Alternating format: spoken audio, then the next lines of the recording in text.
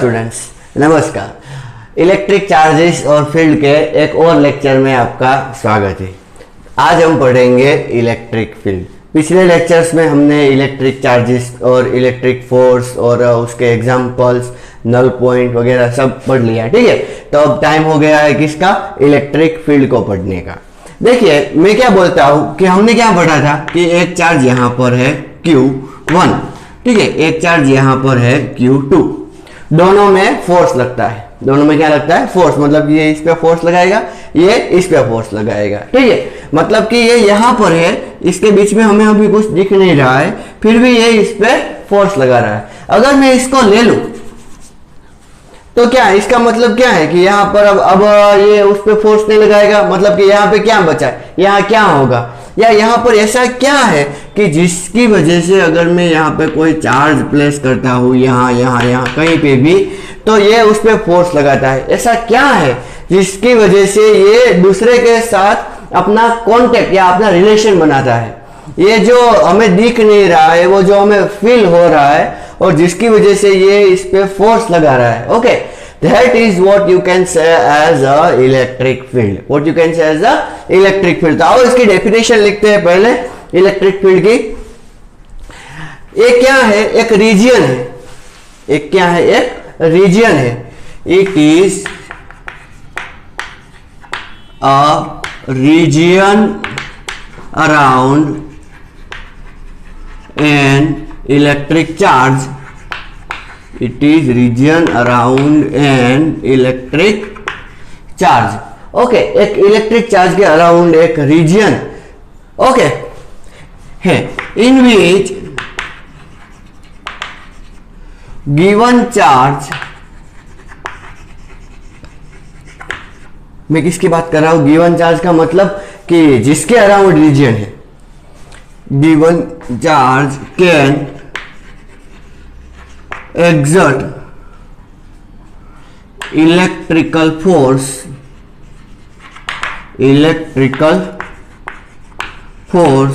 on another charge, ठीक है। मतलब कि एक चार्ज ऐसा अपना एक रीजन बनाएगा, ठीक है। उस रीजन में अगर कोई दूसरा चार्ज आया तो ये वाला उस पे फोर्स लगाएगा, ठीक है। फिर से बोलो, एक चार्ज है, उस पे मतलब कि उसने अपना एक फील्ड बनाया, एक स्फेरिकल जैसा फील्ड बनाया। अगर दो से मतलब एक से ज्यादा चार्ज होंगे तो फील्ड का शेप कुछ डिफरेंट होगा। लेकिन मैं क्या बोल रहा हूँ, वो एक रीजन बनाएगा। उस रीजन के अंदर अगर कोई दूसरा चार्ज आया तो ये जो जिसने अपना रीजन बनाया है वो उस पे फोर्स लगाएगा, ठीक है। तो ये जो रीजन में बात कर रहा हूं, जो रीजन फॉर्म करेगा जिसकी वजह से ये फोर्स लगाएगा, that region is known as the electric field. उस रीजन को क्या बोलते हैं? Electric field. ये इलेक्ट्रिक फील्ड क्या करता है? कनेक्ट करता है, एक चार्ज को दूसरे चार्ज के साथ कनेक्ट करता है। तो इस कनेक्शन बनाने वाले रीजन को हम क्या बोलेंगे? इलेक्ट्रिक फील्ड, ठीक है। मतलब कि इलेक्ट्रिक फील्ड क्या करता है? एक चार्ज और दूसरे चार्ज के बीच में थोड़ा सा मतलब एक दूसरे को फोर्स लगा सके तो उसके बीच में कनेक्शन बनाने का काम करता है। वो जैसा नहीं होता कि मोबाइल का टावर होता है, अगर वो रीजन में हम आए तब भी हम किसी को कॉल कर सकते हैं या किसी का कॉल हमारे ऊपर आ सकता है। इन द सेम सेंस वो जो रीजन है, अगर हम उस रीजन से बाहर जाएंगे तो हम क्या बोलेंगे? That we are out of the network, like that. In the same sense यहाँ पर ये नेटवर्क मतलब कि नेटवर्क रीजन किसका है? इलेक्ट्रिक चार्ज का है। सोचो कि एक इलेक्ट्रिक चार्ज ऐसा Q, ठीक है, तो उसका अपना एक रीजन है, ऐसा रीजन, ठीक है। अगर एक चार्ज है तो स्फेरिकल रीजन होगा। कैसा रीजन होगा? स्फेरिकल। मतलब कि ये आप कहीं पे भी चार्ज रखो, यहाँ इस रीजन में कहीं पे आप चार्ज रखोगे तो क्या होगा? ये उस पे फोर्स लगाएगा या वो इस पे फोर्स लगाएगा, ठीक है। लेकिन अभी तो हम इसके बारे में सिर्फ स्टडी कर रहे हैं। ये क्या कि ये रीजन जनरेट करता है, तो हम यही स्टडी करेंगे कि ये उस पे कैसा फोर्स लगाएगा। ये चार्ज जो हम चार्ज प्लेस करने वाले हैं उस पे कैसा फोर्स लगेगा। तो ये जो हम डिस्कस करने वाले ये जो चार्ज है, ये इसकी वैल्यू थोड़ी बड़ी है, तो हम ऐसा सोचेंगे पहले, मतलब कि ऐसा हम कंसिडर ही कर लेंगे कि इसको किसी और फोर्सेस ने, जिसको हम भी कंसिडर नहीं करने वाले हैं, और फोर्सेस ने इसको बांध के रखा हुआ है, ऐसे ही ऐसे वहां पर पड़ा हुआ है, इसको हम बोलेंगे source charge. What is this? Source charge. ठीक है, और ये जो रीजन है इस सोर्स चार्ज का रीजन है, रीजन का जो सोर्स है वो ये है। ठीक है, तो समझ में आ गया। और ये रीजन जो है वो क्या है? Electric field. इसको बोलते हैं electric field. It is a region around an electric charge in which given charge can exert electrical force on another charge. On another charge मतलब सोचो कि हमने एक चार्ज यहां पे रखा, क्यों? तो ये और ये इन दोनों के बीच में फोर्स लगेगा। ठीक है, ये इस पे फोर्स लगाएगा, क्यों? क्योंकि ये इसके रीजन में आया है। अगर ये इस रीजन से बाहर चला जाए, ओके, तो ये फोर्स नहीं लगाएगा। देखिए एग्जैक्टली क्या होता है, हम ऐसी बाउंड्री डिसाइड नहीं कर सकते। Okay, what you can say that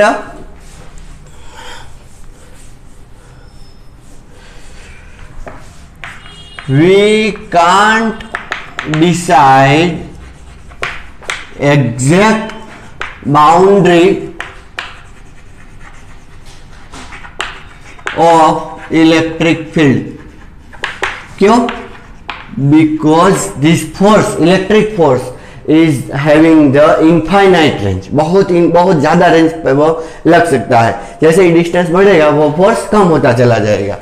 We can't decide exact boundary, हम exact boundary हम डिसाइड नहीं कर सकते, but the distance at which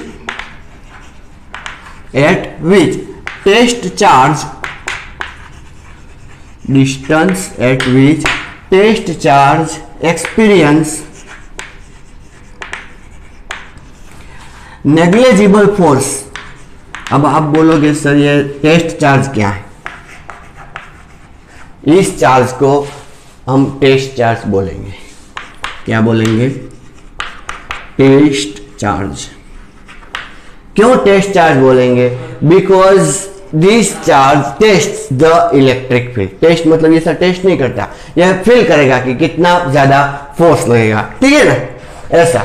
So a test charge experience a negligible force, but the distance at which test charge experience negligible force is considered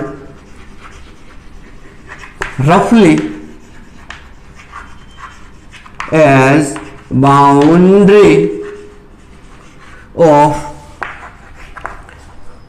electric field. Boundary of electric field of given charge. ठीक है, मतलब कि ये जो charge है source charge, उसके electric field की boundary हम कैसे डिसाइड करेंगे? तो एक टेस्ट चार्ज लेंगे, इसकी वैल्यू बहुत छोटी होनी चाहिए। ओके, क्यों छोटी होनी चाहिए? क्योंकि अगर ये इस पे फोर्स लगाएगा, ठीक है, और मतलब कि इसकी वैल्यू अगर छोटी होगी तो ये इसके फील्ड को डिस्टर्ब नहीं करेगा। ठीक है, अगर इसकी वैल्यू इससे बड़ी होगी तो क्या होगा कि इसका इफेक्ट लगने से पहले इसका इफेक्ट ज्यादा लगने लगेगा। That's why this test charge it should be of very very very less value. ठीक है, मतलब क्या है कि देखिए, अगर एक राजा को दूसरे राजा की स्ट्रेंथ मालूम करनी है कि मतलब कि वो कैसा रूल कर रहा है अपने स्टेट में, तो वो राजा दूसरे राजा को मिलने जब जाएगा तब ऐसा अपना किंग बन के नहीं मिलने जाएगा।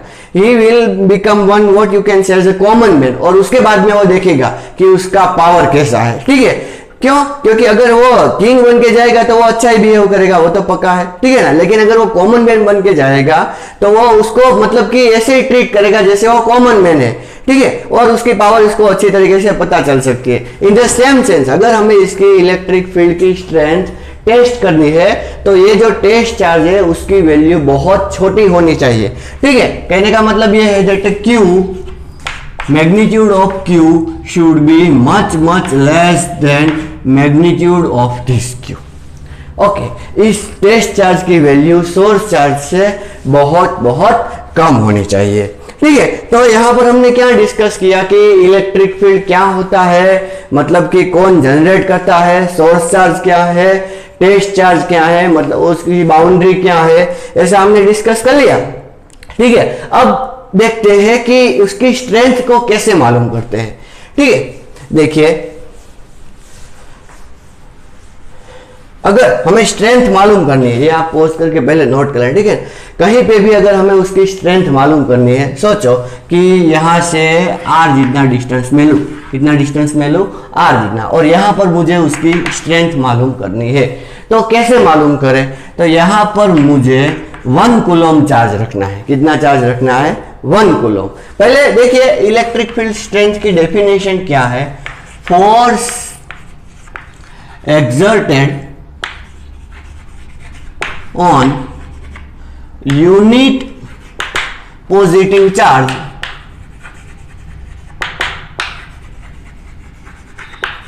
force exerted on unit positive charge या तो per unit positive charge by given charge give strength of electric field of given charge at that place। कहने का मतलब क्या है, देखिए कि अगर 1 कूलम चार्ज को हमने यहां पे रखा, कितने डिस्टेंस पे रखा, r डिस्टेंस पे। अब इन दोनों के बीच में कितना फोर्स लगेगा, देखिए F इज इक्वल्स टू के Q1 Q2 upon R square. ठीक है, के Q1 मतलब कि ये चार्ज, और Q2 मतलब कि दूसरा चार्ज कितना है, 1 कूलम अपॉन R स्क्वायर। और ये जो फोर्स लगेगा इसको हम क्या बोलेंगे, इलेक्ट्रिक फील्ड स्ट्रेंथ। उसकी वैल्यू ये है, मतलब कितनी स्ट्रेंथ है, के Q अपॉन R स्क्वायर। अगर हम इसे फिर से लिखे तो क्या आएगा, के Q अपॉन R स्क्वायर। इसको आप बहुत अच्छी तरीके से याद रखना, ये बहुत इंपॉर्टेंट है। इलेक्ट्रिक फील्ड का कभी भी आपको कोई फॉर्मूला पूछे तो क्या आएगा, E is equals to K Q upon R square. ठीक है, याद रखिएगा ये किसके लिए है, एक ही चार्ज के लिए। कितने चार्ज के लिए है, एक चार्ज के लिए। E is equals to K Q upon R square. ठीक है, मतलब कि देखो इस फॉर्मूला से हमें क्या पता चलता है कि इलेक्ट्रिक फील्ड स्ट्रेंथ किस पे डिपेंड करती है, मतलब कि कौन कौन से फैक्टर है जिस पे ये इलेक्ट्रिक फील्ड स्ट्रेंथ डिपेंड करेगी। तो देखिए electric field strength proportional to Q। Proportional to Q मतलब कि जितने ये चार्ज की वैल्यू बढ़ी उतनी इलेक्ट्रिक फील्ड स्ट्रेंथ भी ज्यादा। ठीक है, E proportional to 1 upon R square. तो कहने का मतलब क्या है कि डिस्टेंस जितना ज्यादा उतनी इलेक्ट्रिक फील्ड स्ट्रेंथ की वैल्यू कम। डिस्टेंस जितना ज्यादा, कहने का मतलब क्या है कि अगर 1 कूलम चार्ज को आप यहां नहीं रखते हो और यहां रखते हो, थोड़ा दूर रखते हो, तो ये उस पर थोड़ा सा कम फोर्स लगेगा। कहने का मतलब यहां पर उसके इलेक्ट्रिक फील्ड स्ट्रेंथ की वैल्यू थोड़ी कम है। तो जैसे ही आप चार्ज के पास जाते हो इलेक्ट्रिक फील्ड स्ट्रेंथ बढ़ती चली जाएगी, और जैसे ही आप चार्ज से दूर जाओगे इलेक्ट्रिक फील्ड स्ट्रेंथ की वैल्यू कम होती चली जाएगी। ये आपको ये बताता है। ठीक है, अगर हम ग्राफ प्लॉट करें E और R का, तो ग्राफ हमें हाइपरबोला मिलेगा।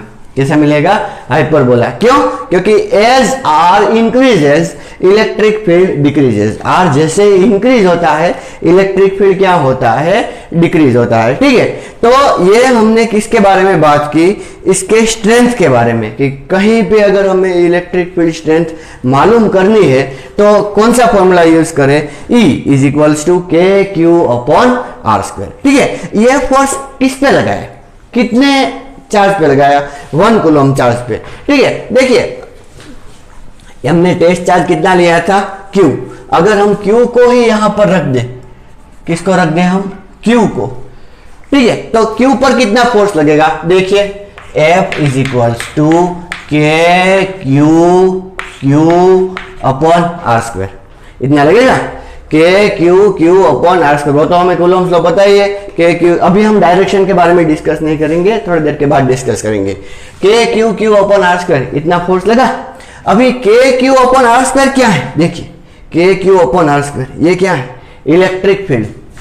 तो कहने का मतलब क्या है, E इंटू क्यू, या तो आप ऐसा भी लिख सकते हो Q इंटू ई, और E is equals to F upon Q.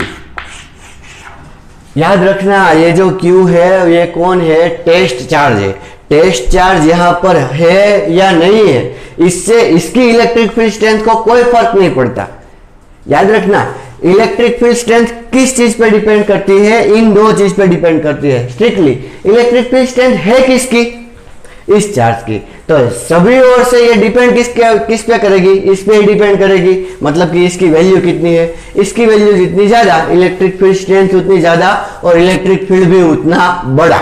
ठीक है, more the charge more the field, large the field, और less the charge less is narrow is the field. समझना रहे ना, कम से कम चार्ज कितना हो सकता है, मतलब कि टेस्ट चार्ज अगर आपको पूछे कि टेस्ट चार्ज की कम से कम वैल्यू कितनी होती है, तो एक इलेक्ट्रॉन जितनी 1.6 इंटू 10⁻⁻⁹ कूलम, उससे कम वैल्यू नहीं हो सकती। तो यहाँ पर देखिए E is equal to F upon Q. कहीं पे भी अगर आपको यूनिट चार्ज नहीं लेना है और डायरेक्टली इलेक्ट्रिक फील्ड फाइंड करना है तो क्या करें, तो पहले फोर्स फाइंड करें, force divide by that charge on which you are finding the force, so what you will get is the electric field। ठीक है, अब देखिए ये तो हो गई स्ट्रेंथ की बात। अब बात करते हैं डायरेक्शन की।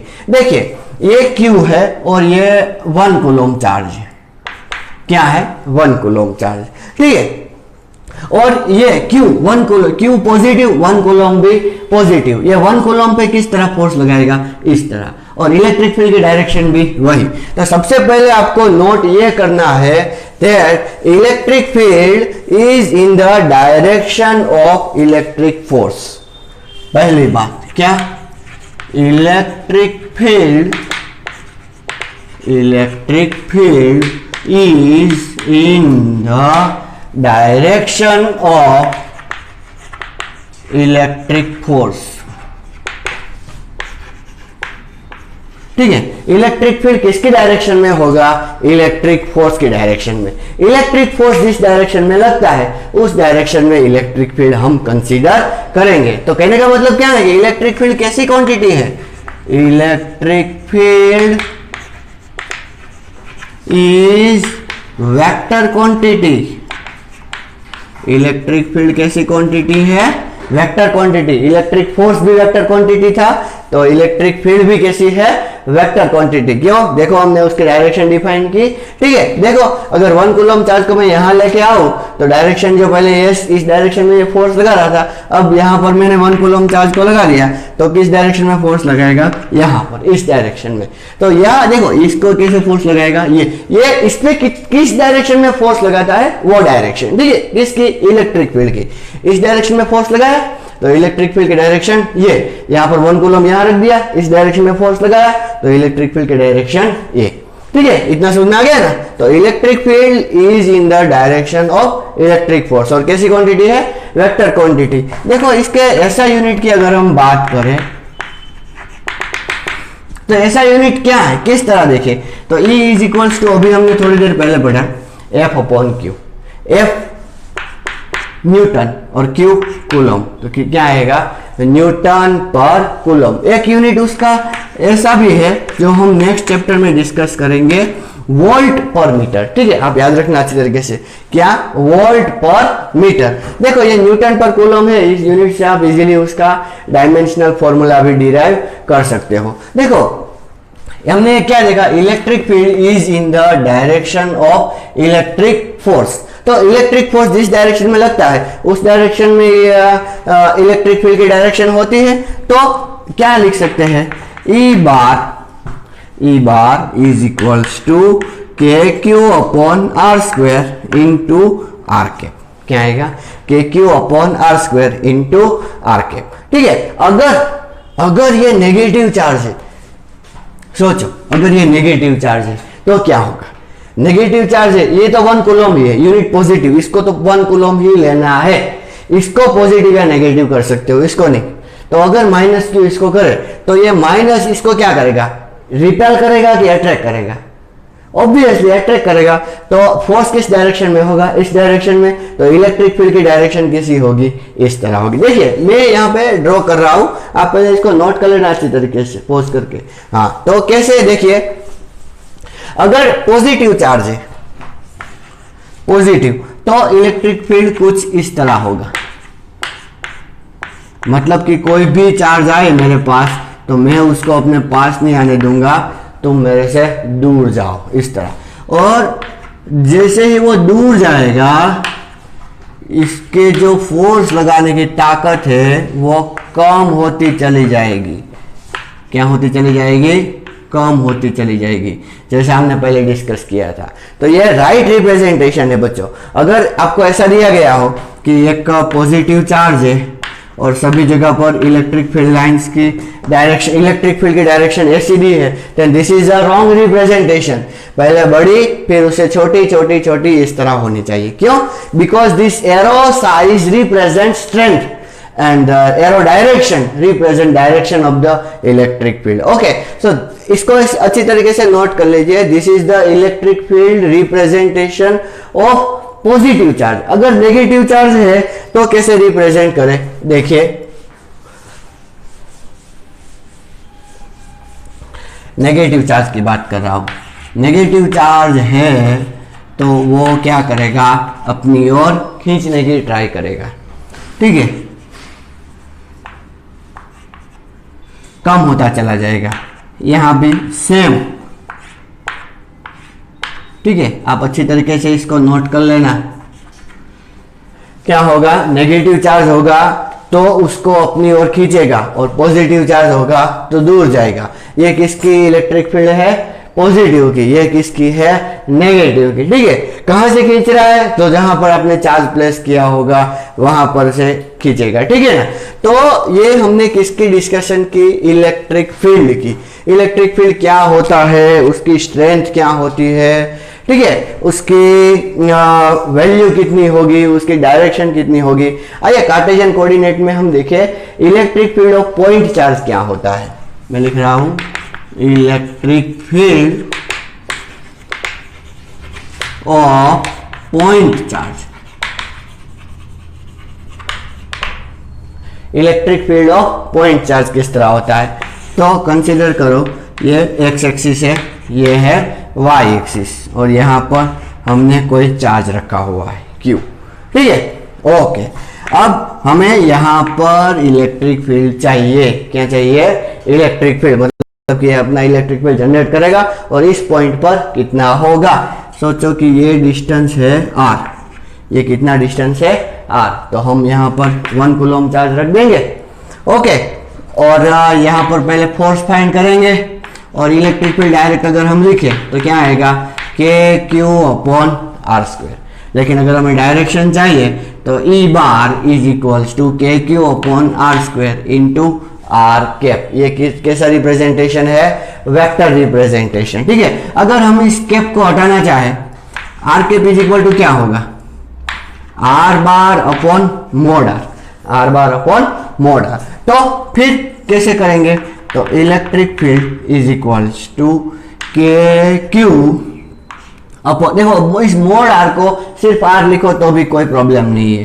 तो यहां पर मैं r bar upon mode r लिखता हूं और यहां पर r², तो इन दोनों को मल्टीप्लाई करेंगे तो क्या मिलेगा हमें, KQ/r³ इंटू r बार। ये किसका रिप्रेजेंटेशन हो गया, इलेक्ट्रिक फील्ड का। कैसे, वेक्टर रिप्रेजेंटेशन में। देखो यहां पर तो क्या था कि चार्ज कहां रखा हुआ था, हमने ओरिजिन पे। चार्ज कहां रखा हुआ था, ओरिजिन पे।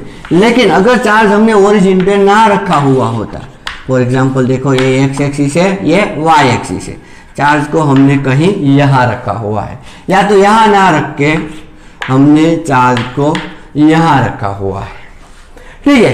तो क्या करें, ये क्या है, आर बार। यहां से इसका चार्ज का पोजीशन वेक्टर क्या है, आर बार, और हमें इस पॉइंट पे इलेक्ट्रिक फील्ड चाहिए। इसकी वजह से क्या इलेक्ट्रिक फील्ड प्रोड्यूस हुआ वो हमें वहां पर कैलकुलेट करना है। तो कैसे कैलकुलेट करिए, देखिए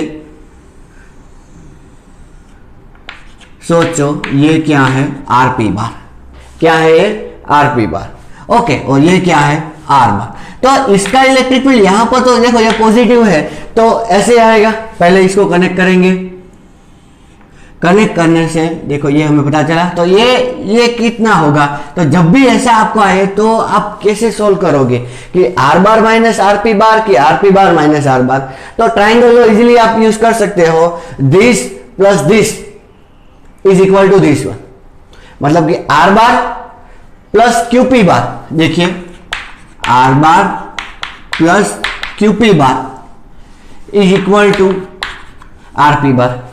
ठीक है, तो qp bar is equal to क्या आएगा, r bar sorry rp bar minus are bar. क्या आएगा, आरपी बार माइनस आर बार। अभी हमें यहां पर इलेक्ट्रिक फील्ड चाहिए, तो इलेक्ट्रिक फील्ड है उसकी वैल्यू क्या होगी, के क्यू अपॉन आर स्क्वायर, के क्यू अपॉन आर स्क्वायर। लेकिन यहां पर आर कैप की वैल्यू कैसे प्लेस करनी है वो यहां देखना पड़ेगा।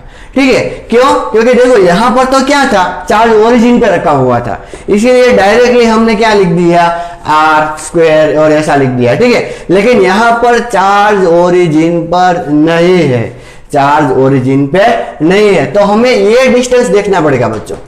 ये इसको हम देखिए क्यूपी, इसको हम ऐसा बोल देते हैं आर डैश बार। क्या बोल देते हैं, आर डैश बार, इसको आर डैश बोल देते हैं। ठीक है, तो यहां पर मुझे आर स्क्वायर ना रख के मुझे क्या करना पड़ेगा, आर डैश स्क्वायर करना पड़ेगा। क्या करना पड़ेगा, आर डैश स्क्वायर। और यहां पर भी मुझे क्या करना पड़ेगा, आर डैश क्यूब। देखो अभी मैं इसकी वैल्यू रखता हूं आर डैश की, तो R dash is equal to क्या है, RP bar minus are bar और उसका मोड। ठीक है, उसका स्क्वायर करेंगे और यहां पर फिर से रखता हूं मैं, तो क्या आएगा, RP bar minus are bar. ठीक है, यहां पर स्क्वायर है और इस इधर में देखो ये वेक्टर हो गया, और उसका अगर मैं मैग्नीट्यूड लूं तो कितना आएगा, RP bar minus are bar. ठीक है, अगर हम इन दोनों को मल्टीप्लाई कर देंगे, ये सिर्फ वैल्यू है, वैल्यू मतलब ये कितना डिस्टेंस है, वो सिर्फ डिस्टेंस। ठीक है, जैसे ये डिस्टेंस था आर, वैसा ही ये डिस्टेंस है, इसीलिए मैंने यहां पे क्या रखा है, मोड, क्योंकि हमें तो सिर्फ वैल्यू चाहिए। ठीक है, तो अगर हम इन दोनों को मल्टीप्लाई करेंगे तो हमें क्या मिलेगा, rp bar minus r dash bar उसका cube into rp bar minus are bar.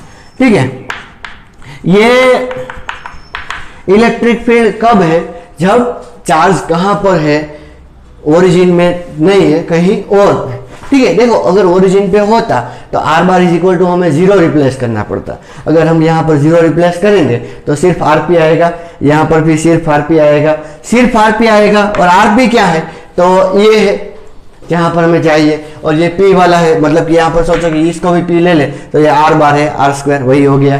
ठीक है, आप इसको एक या दो बार अच्छी तरीके से देखिए तो आपको इजीली समझ में आ जाएगा। ठीक है, तो इसको आप अभी नोट कर लीजिए।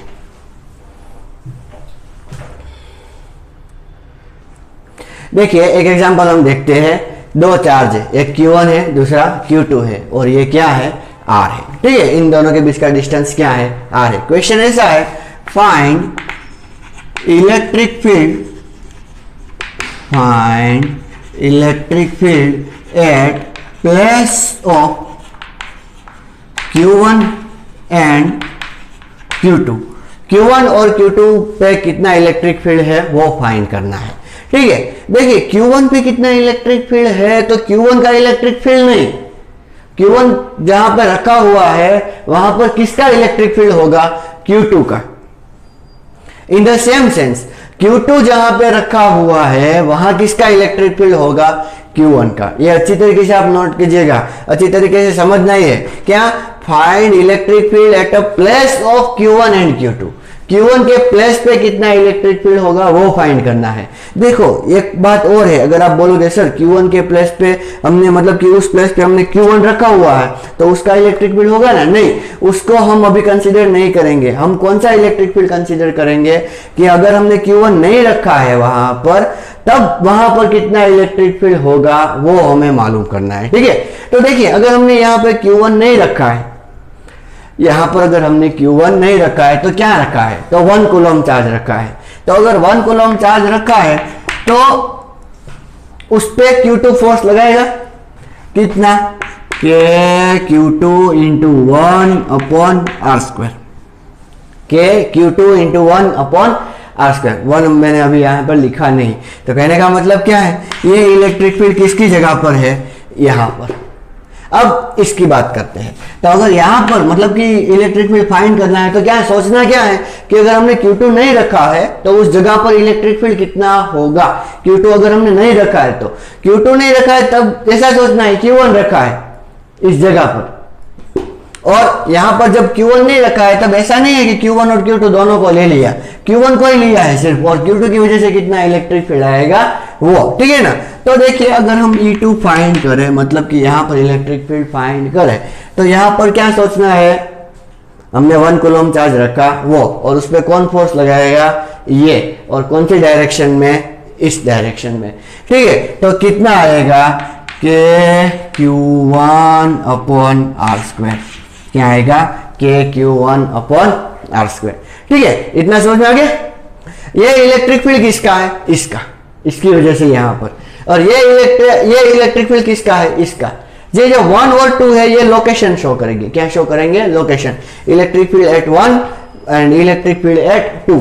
अब इन दोनों के बीच का फोर्स फाइंड करते हैं, force between the charges, force between the charges. तो फोर्स का फॉर्मूला बहुत सिंपल है, के Q1 Q2/r²। क्या है, के Q1 Q2/r², ये है। मैं इसको दो मेथड से लिखना चाहूंगा, के Q1/r² इंटू Q2, और दूसरा ऐसा लिखना चाहूंगा, के Q2/r² into Q1। Okay, we can write 3 4 12 and 4 3 12। So देखो के Q1/r² क्या है, के Q1/r², E2 इंटू Q2, और के Q2/r² क्या है, E1, तो E1 इंटू Q1। देखो इस एग्जाम्पल को सॉल्व करने का एक बड़ा रीजन है, इससे हमें यह कंसेप्ट पता चलेगा कि अगर किसी चार्ज को किसी इलेक्ट्रिक फील्ड में रखा तो उस पर कितना फोर्स लगेगा, then it will be equal to multiplication of that charge which we are placing multiplied by the electric field at that point where we are placing the charge। मतलब कि जहां पर हम उस चार्ज को प्लेस करने जा रहे हैं उस जगह पर कितना इलेक्ट्रिक फील्ड होगा उस पॉइंट पर, वो मल्टीप्लाई बाय दैट चार्ज जिसको हम प्लेस करने जाए, उन दोनों का मल्टीप्लाई करेंगे तो हमें पता चलेगा क्या, कि उस पर कितना फोर्स लग रहा है। एक बार हमें ये इलेक्ट्रिक फील्ड पता चल जाए, E2, सिर्फ E2 पता चल जाए, then after it is not compulsory that we should know that who is producing this electric field। E2 के बारे में अगर पता है तो फिर ये कोई बात, ये जानने की कोई जरूरत नहीं कि E2 कौन प्रोड्यूस कर रहा है और कहां पर है, वो अगर पता नहीं है तो भी काम चल जाएगा। क्यों, क्योंकि हमें E2 पता है। So that what you can say that definition of electric field और knowing of the electric field makes our work easier to find out the force। ठीक है, देखो यहां पर भी हमने Q1 को यहां पे रखा, ठीक है, और Q1 की जगह पर कितना इलेक्ट्रिक फील्ड था, E1, और इन दोनों को अगर हमने मल्टीप्लाई किया तो हमें क्या मिला, फोर्स, उस पर कितना फोर्स लग रहा है वो। ठीक है ना, ये आपको समझ में आ गया। इसको हम वर्ड में लिख देते हैं। तो यहां हमारा इलेक्ट्रिक फील्ड का डिस्कशन कंप्लीट हुआ। हम नेक्स्ट लेक्चर में इलेक्ट्रिक फील्ड के ऊपर के जो एग्जांपल्स है, सुपरपोजिशन प्रिंसिपल, वो सब देखेंगे, लेकिन यहां पर इसकी एक डेफिनेशन लिख देते हैं, that when any charge is placed in any electric field, किसी चार्ज को इलेक्ट्रिक फील्ड में रखा, then force on charge will be equal to product of electric field at that point, electric field at that point, and charge which we are placing, which we are placing। ठीक है, इसको अच्छी तरीके से note कर लो। फिर हम एक पॉइंट और अभी लिखने वाले हैं। देखिए ये पता चल गया। अब मैं लिख रहा हूं, once we know electric field strength को, अब हम ई से डिनोट करेंगे। मैं इलेक्ट्रिक फील्ड स्ट्रेंथ बोलूं या इलेक्ट्रिक फील्ड बोलूं या सिर्फ कैपिटल ई लिखूं, कहने का मतलब सेम ही है। ठीक है, electric field. So once we know electric field, it is not necessary to know, मतलब ये एक बार इलेक्ट्रिक फील्ड पता चल गया, it is not necessary to know the source of that electric field. उस इलेक्ट्रिक फील्ड का सोर्स जानने की कोई जरूरत नहीं है। क्यों? क्योंकि उससे ही हमारा काम बन जाएगा। देखो इलेक्ट्रिक फील्ड को किसके साथ मल्टीप्लाई कर दो, चार्ज के साथ। तो ये थोड़ा सा बेसिक हमने डिस्कस किया किसके बारे में, इलेक्ट्रिक फील्ड के बारे में। इस चैप्टर में मेनली एक इलेक्ट्रिक फोर्स है और एक इलेक्ट्रिक फील्ड है। अब जो हम खेलने वाले हैं ये इन दोनों के बीच में ही खेलने वाले हैं। पूरा chapter electric charges and field, ये पूरा चैप्टर ये फोर्स और फील्ड के बारे में ही अब हम सारा डिस्कशन इसके ऊपर ही करेंगे। ठीक है, अगले लेक्चर में हम इसके ऊपर के एग्जांपल्स देखेंगे। तब तक के लिए नमस्कार।